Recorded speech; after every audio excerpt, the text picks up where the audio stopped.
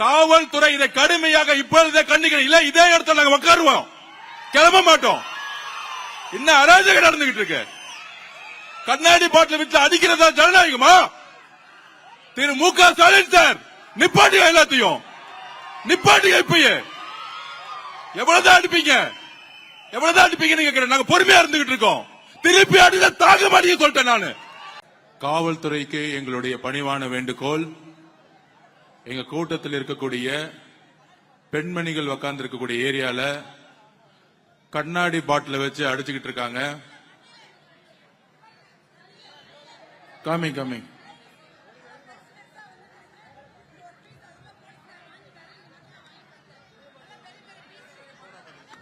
Soda bottle கண்ணாடி பாட்டில வச்சு அடிச்சுக்கிட்டு இருக்காங்க. தூள் பாட்டில உடைச்சு தூள் அடிச்சு ஒரு பெண்மணியோட ஷோல்டர் அடிச்சிருக்காங்க.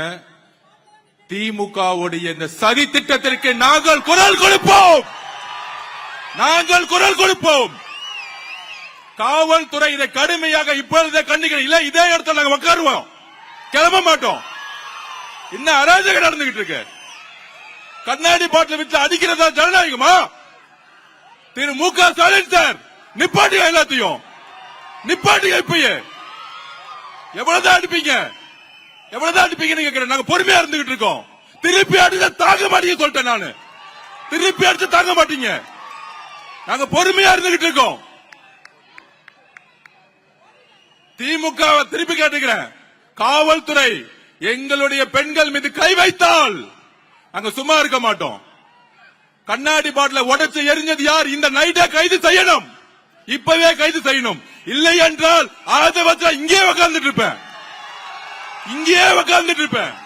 எங்களுக்கு நியாயம் கிடைக்கல, இங்கே உட்காருவோம். எவ்வளவு பொறுமையா இருக்கிறது?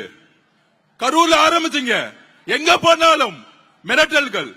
இன்னைக்கு கண்ணாடி பாட்டில வச்சு எங்களுடைய பெண்கள் மேல அடிக்கிறீங்க.